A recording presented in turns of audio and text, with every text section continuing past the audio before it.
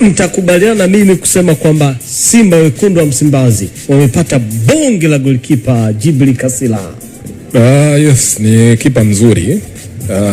Lakini nadhani tumpe muda kwa sababu ile ni mechi moja tu. Mechi ya pili bwana. Ni mechi ya pili. Na kwenye mechi zote amekuwa na saves ambazo zinaleta tofauti. Kwa mfano kwenye ile game ya Esperance, mimi naikumbuka ile mechi kwa sababu nilikuwa naitangaza kwenye DStv. Alifanya save moja kipindi cha kwanza hatari sana, ambayo yani kabla ya goli kufungwa lile kuna save moja hatari sana alifanya, ambayo inafanana kama ile ya jana pia. Kwa hiyo anaonekana ana reaction saves nzuri sana, lakini pia ni mzuri mguuni na ni mtulivu, huwa hapanic.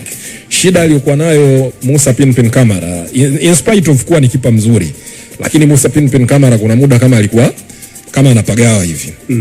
Kuna mistake alikuwa anazifanya unajiuliza. Kwa mfano mnakumbuka finali ya nani ya shirikisho ugenini, kuna mpira mmoja ambao alitakiwa auache utoke, yeye akarudisha ndani, adui akachukua akaanza kushambulia.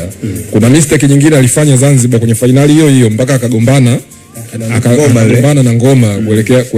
Kwa hiyo alikuwa ni kipa mzuri, yes, lakini kuna moment tu anafanya kosa. Kwa mfano nakumbuka dabi ya mwisho ile ya msimu uliopita, ile penalty watu waliwamekia, lakini ilikuwa ni penalty nzuri kabisa, wala haikuwa na kipengele. Na mistake pale ilikuwa ni kwamba kipa alitoka huko hana uhakika wa kufikia mpira, akamfikia mtu. Lakini the right decision pale kwa kipa mtulivu ilikuwa ni kubaki golini, kwa sababu unampa kazi mshambuliaji ya kukimbizana na beki, lakini bado akija anapaswa kuchagua pa kupiga. Kwa hiyo alikuwa ni kipa mzuri, yes, lakini katika huo uzuri wake alikuwa na mistake nyingi.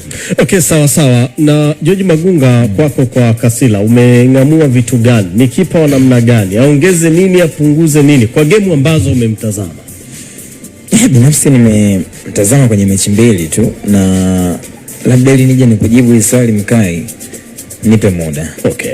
Nipe muda, nitakuwa muongo kwa sababu hata nikiongelea issue za footwork nafikiri bado hajawa pressed enough. Yani kuna goalkeeper ambaye unaona Simba amecheza mechi, watu wana press kweli kweli, wanakuwa under pressure, mechi inakuwa kwenye intensity ya hali ya juu. Alafu ukiona goalkeeper anakuwa huru akiwa na mpira mguuni na ana uwezo wa kutafuta wachezaji wengine ndani ya uwanja kwa kupasia mpira, unaweza kusema yes. Sawa, hizo